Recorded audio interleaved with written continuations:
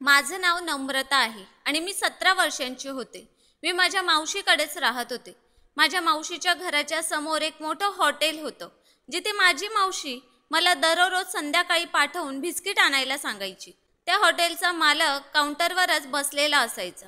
तो मागच्या कित्येक दिवसांपासून मला विचित्र नजरेने पाहत होता. एके दिवशी तो मला बोलू लागला की नम्रता, तू माझ्यासोबत लग्न कर. माझ्यावर विश्वास ठेव. मी तुला या दलदलीतून बाहेर काढेन आणि खूप सुखी ठेवेन. त्या हॉटेलच्या मालकाचं बोलणं ऐकून तर मला एक आशेचा किरण दिसला होता. माझ्यावर तर तीच म्हण लागू पडते की बुडत्याला काठीचा आधार.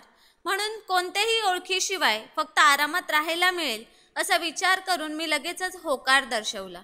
खरं तर मी त्या हॉटेल मालकाला काका असंच हाक मारायचे. परंतु मला माझ्या या दलदलीच्या आयुष्यातून बाहेर पडायचे होते. त्यामुळे मी अजून दुसरा कोणताच विचार न करता त्या हॉटेल मालकाचा लग्नाचा प्रस्ताव मान्य केला. मग दुसऱ्याच दिवशी तो हॉटेल मालक माझ्यासाठी नातं घेऊन माझ्या मावशीच्या घरी आला. खरं तर एका 17 वर्षाच्या मुलीसाठी एका 45 वर्षाच्या पुरुषाचं स्थळ येणं ही खूपच विचित्र गोष्ट होती. परंतु माझ्या मावशीला तर माझ्यापासून लवकरात लवकर सुटका करून घ्यायची होती आणि ही संधी तिच्यासाठी खूप चांगली होती. तिला माहीत होतं की तो हॉटेल मालक खूप श्रीमंत आहे आणि त्यामुळे तिने या लग्नाच्या बदल्यात 5 लाख रुपयांची रक्कम मागितली.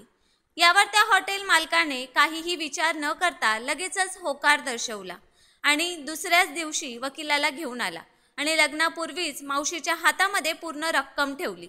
मावशीच्या आनंदाला तर पारावारच उरला नव्हता. त्या हॉटेल मालकाने मावशीला सरळ शब्दात सांगितलं की आता नम्रतासोबत तुमचा कसला संबंध राहिलेला नाही आणि तुम्ही आता विसरून जा की कोणी नम्रता कधी तुमच्या आयुष्यात आली होती.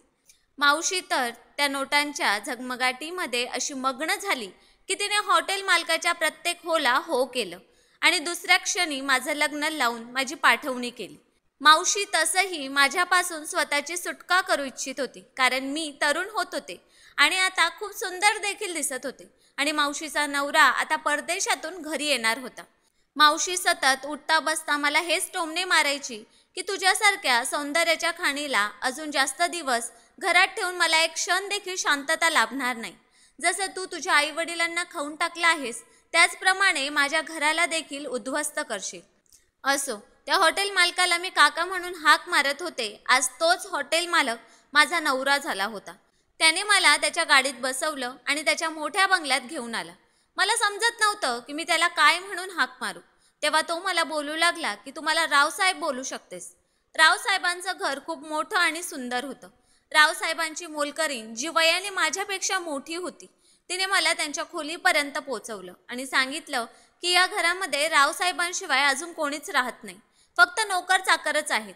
रावसाहेब देखील इथे खूप कमी वेळा येतात, कारण की त्यांच्या शहरात अजून दुसरी 2 घरं आहेत आणि तसंही ते त्यांचा जास्तीत जास्त वेळ हॉटेलमध्येच घालवतात. रावसाहेबांची ती मोलकरीण मला ताईसाहेब अशी हाक मारत होती, ज्याला ऐकून मला खूपच विचित्र वाटत होतं. मी स्वतः आजपर्यंत एका कामवालीप्रमाणेच आयुष्य घालवलं होतं आणि आज अचानक ताईसाहेब झाले होते. मी कौतुकाने नजर फिरवून रावसाहेबांचं पूर्ण घर पाहत होते. मग रावसाहेबांच्या कामवालीने थोड्याच वेळात मला चांगले कपडे आणून दिले आणि बोलू लागली की तुम्ही आंघोळ करून तयार व्हा. इतके चांगले कपडे पाहून मी अगदी आनंदाने आंघोळ करून तयार झाले. सोबतच त्यावेळी माझ्या डोक्यात हा देखील विचार चालू होता की माहीत नाही रावसाहेबांसोबत माझे संबंध कसे असतील, कारण की आम्हा दोघांच्या वयामध्ये खूप जास्त फरक होता. मी माझ्या खोलीत बसून स्वतःच्याच विचारात हरवलेली होते. तेव्हा रावसाहेब खोलीत आले आणि येताच माझ्या जवळ बसले. मला हे सर्व खूप विचित्र वाटत होतं. रावसाहेब अगदी निरखून मला पाहत होते. त्यानंतर अचानक रावसाहेबांनी मला जे काही सांगितलं त्याचा तर मी कधी विचार देखील केला नव्हता. रावसाहेब तर मला दुसऱ्याच हेतूसाठी इथे घेऊन आले होते. खरे तर मी फक्त 9 वर्षांची होते तेव्हा माझ्या आई वडिलांचा एका अपघातात मृत्यू झाला होता. मी माझ्या आई वडिलांची एकुलती एक मुलगी होते आणि माझ्या आई वडिलांच्या मृत्यूनंतर मी या जगामध्ये एकटीच राहिले होते. तेव्हा माझ्या मोठ्या काकाने माझ्या डोक्यावर हात ठेवला आणि मला स्वतःसोबत घरी घेऊन आले. माझे काका माझ्यावर खूप प्रेम करत होते. त्यांनी कधीच मला कोणत्याच गोष्टीची कमतरता जाणवू दिली नाही. परंतु माझ्या काकूला मी अजिबातच आवडत नव्हते. काकाचं माझ्यासोबत ते प्रेमाने वागणं काकूच्या डोळ्यांमध्ये टोचत होतं. काका माझ्यावर अगदी मनमोकळेपणाने पैसा खर्च करायचे.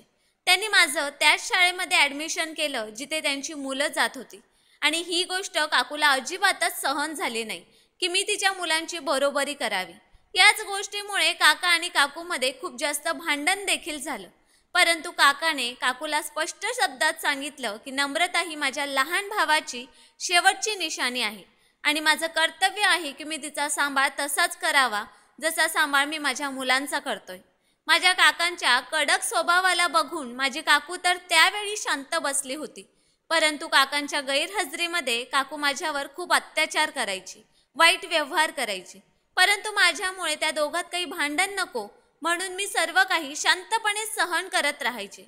असंच माझं आयुष्य चाललं होतं. माझं शिक्षण देखील चालू होतं की अचानक माझ्या नशिबाने पलटी खाल्ली आणि काकाचा देखील अचानकच हृदयाच्या झटक्याने मृत्यू झाला. काकाच्या मृत्यूने तर मी पूर्णपणे तुटले होते, कारण की माझ्या आई वडिलांनंतर माझे काकाच माझे एकमेव आधार होते आणि मला चांगलंच ठाऊक होतं की काकू माझ्यासोबत आता कसं वागेल. काकूने तर मलाच अपशकुनी ठरवलं की आधी मी माझ्या आई वडिलांना खाल्लं आणि आता स्वतःच्या काकाला खाऊन टाकलं. काकू मला प्रत्येकासमोर वाईट साईड बोलायची. काकूने माझी अवस्था अगदी नोकराप्रमाणे केली होती. मी जर कधी त्यांच्या कोणत्या कामाला नकार दिला तर काकू मला इतक्या शिव्या द्यायची की माझ्यासाठी ते सहन करणं अगदीच अशक्य होतं. माझी अवस्था दिवसेंदिवस खराब होत होती. मला जेवायला देखील नीटसं दिलं जात नव्हतं. काकाच्या मृत्यूनंतर लगेचच काकूने माझं शाळेत जाणं देखील बंद केलं.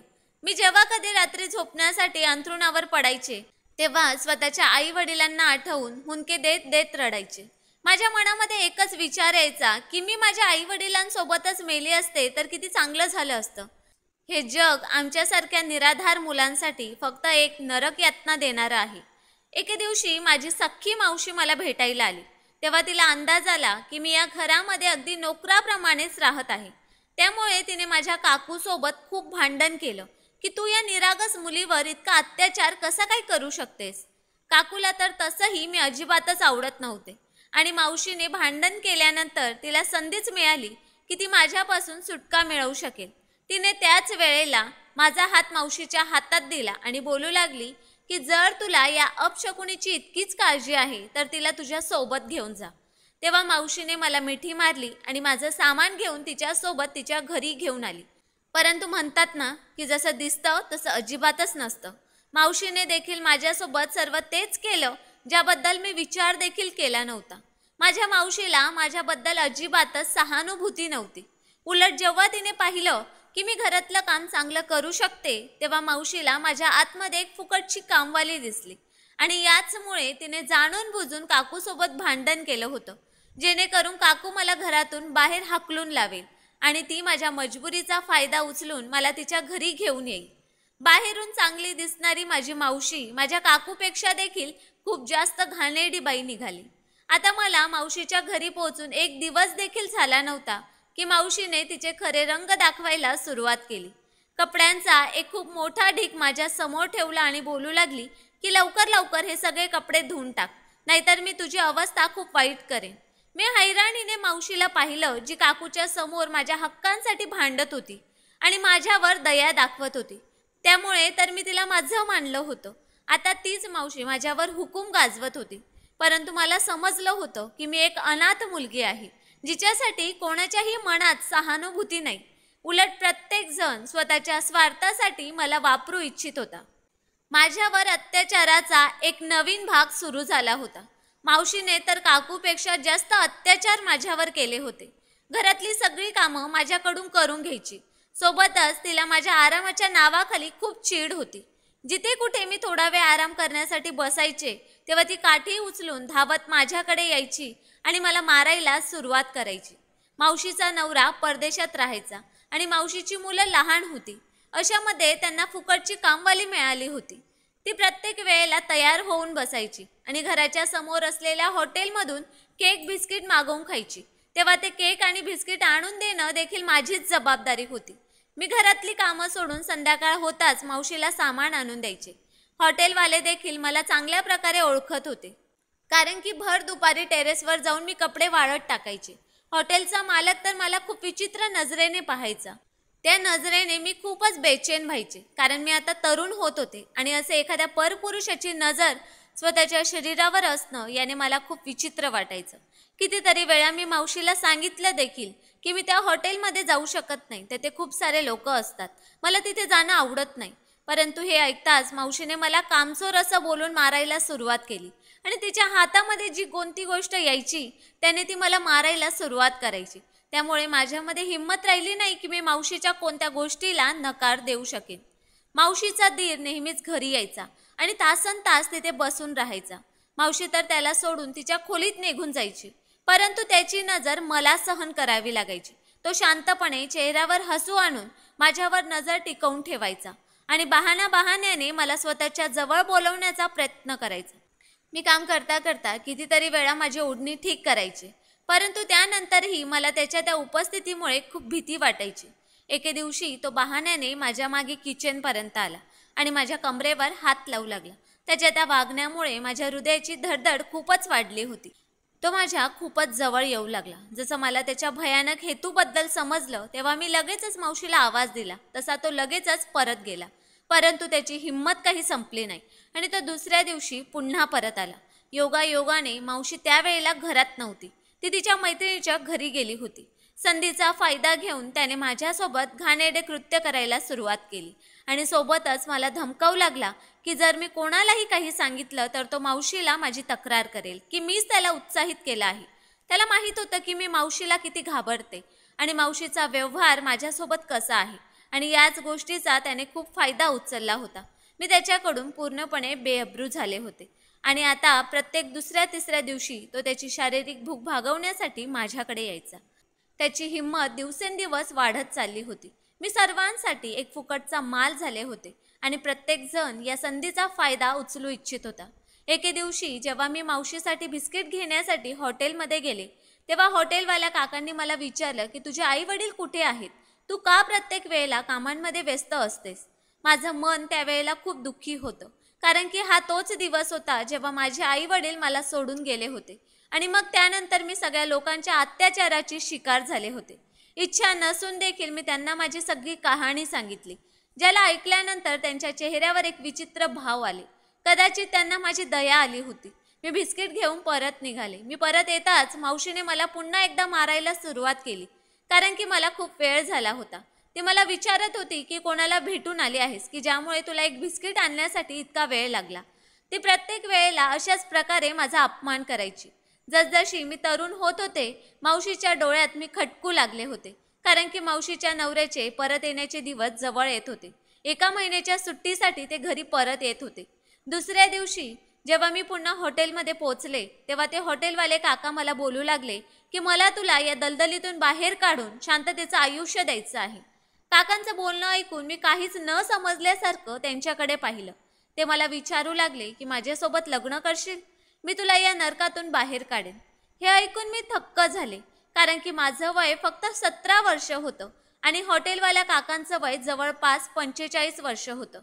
ते मला बोलू लागले की इतकं त्रासाचं आयुष्य घालवण्यापेक्षा चांगलं आहे की तू माझ्यासोबत लग्न करावं आणि माझ्यासोबत माझ्या घरी राहायला यावं.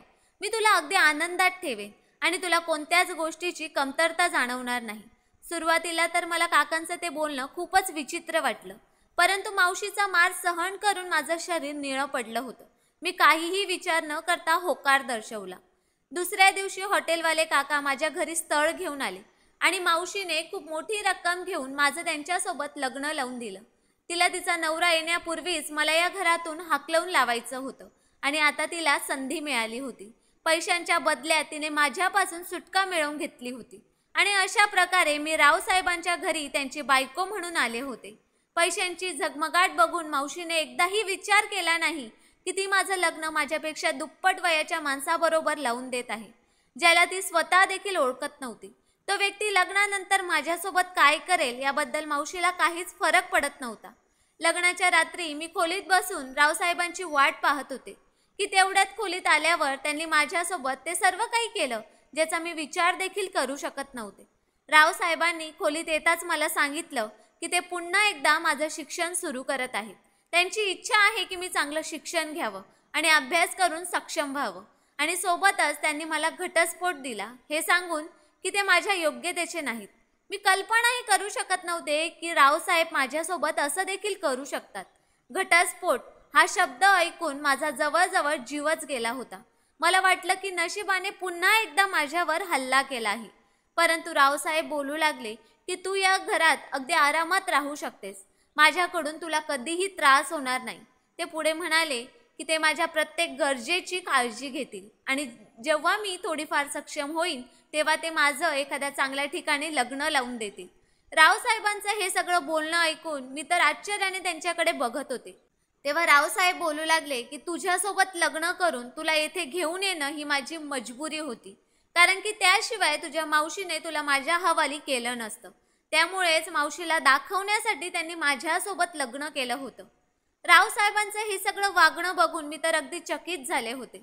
शेवटी ते कसे गृहस्थ होते जे मला इतक्या पैशांच्या बदल्यात माझ्यासोबत लग्न करून मला घेऊन आले होते आणि आता इतक्या सहजपणे मला घटस्फोट देखील दिला होता आणि स्वतः माझं लग्न करण्याबद्दल बोलत होते. रावसाहेब तर खोलीतून निघून गेले, परंतु मला मोठ्या धक्क्यात सोडून गेले होते. इतक्यातच रावसाहेबांची मोलकरीण खोलीत आली. तेव्हा मी तिला सर्व काही सांगितलं. रावसाहेबांची ती मोलकरीण कदाचित खूप जुनी होती.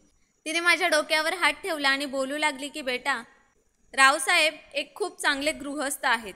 त्यांनी जे काही केलं आहे ते तुझ्या भल्यासाठीच केलं आहे. रावसाहेबांची बायको आणि मुलगी एका अपघातात देवाघरी गेले. एके दिवशी रावसाहेबांनी मला सांगितलं होतं की ते तुझ्यामध्ये त्यांची मुलीची झलक पाहतात आणि ते तुझ्यावर असा अत्याचार होताना पाहत होते. तेव्हा त्यांना ते अजिबातच सहन होत नव्हतं. त्या मोलकरणीने मला रावसाहेबांच्या बायकोचा आणि मुलीचा फोटोही दाखवला आणि सांगितलं की जर रावसाहेबांनी तुला शिक्षण चालू ठेवायला सांगितलं आहे तर तुला देखील तुझं शिक्षण सुरू ठेवायला पाहिजे, अभ्यास करून सक्षम व्हायला पाहिजे. रावसाहेब स्वतः तुझं लग्न एखाद्या चांगल्या ठिकाणी लावून देतील आणि तुझं आयुष्य चांगलं होईल. मी जी माझ्या प्रत्येक सख्या नात्याकडून फसवली गेली होते, माझ्यासाठी एका अनोळखी व्यक्तीवर विश्वास ठेवणं खूपच कठीण होतं. परंतु येणाऱ्या काही दिवसातच जेव्हा रावसाहेबांनी शहरातल्या एका मोठ्या शाळेत माझं ॲडमिशन केलं तेव्हा मला विश्वास बसू लागला की ते खरंच एक खूपच चांगले गृहस्थ आहेत. खूप कमीच ते घरी यायचे आणि जेव्हा यायचे तेव्हा फक्त माझ्या तब्येतीची विचारपूस करून निघून जायचे. जेव्हापासून त्यांनी मला घटस्फोट दिला होता ते स्वतः त्यांच्या दुसऱ्या घरात राहत होते. त्यांनी मला कशाचीही कमतरता पडू दिली नाही आणि मग खरंच मी खूप चांगलं शिक्षण घेत होते. समाजाचे धक्के खाल्ल्यानंतर शेवटी मी एका शांततापूर्ण आयुष्यात प्रवेश केला होता. असेच वर्ष निघून जात होते. मी वेळेनुसार शिक्षण घेत डॉक्टर झाले. एके दिवशी एका बाईला एमर्जन्सीमध्ये दवाखान्यात आणलं गेलं. तेव्हा तिची अवस्था खूपच खराब होती. ती कॅन्सरच्या शेवटच्या टप्प्यात होती आणि जेव्हा मी तिला तपासण्यासाठी तिच्या जवळ गेले तेव्हा तिला पाहून माझ्या अंगावर अक्षरशः काटा आला, कारण की ती तर माझी सख्खी मावशीच होती. ती रडत माझ्याकडून माफी मागू लागली आणि बोलू लागली की तिने माझ्यासोबत जो व्यवहार केला तसाच व्यवहार तिची मुलं देखील तिच्यासोबत करत आहेत. तिची मुलं तिला मारतात. तिच्या नवऱ्याने देखील एका अल्पवयीन मुलीसोबत लग्न करून तिला स्वतःसोबत घेऊन गेले आहेत. खरं तर मावशी म्हणजे आईचं दुसरं रूपच असते, परंतु माझ्या मावशीने तर मावशी या नात्यालाच कलंक लावला होता. आज मला खात्री पटली होती की प्रत्येकाला त्याच्या वाटेचा हिशोब द्यावाच लागतो.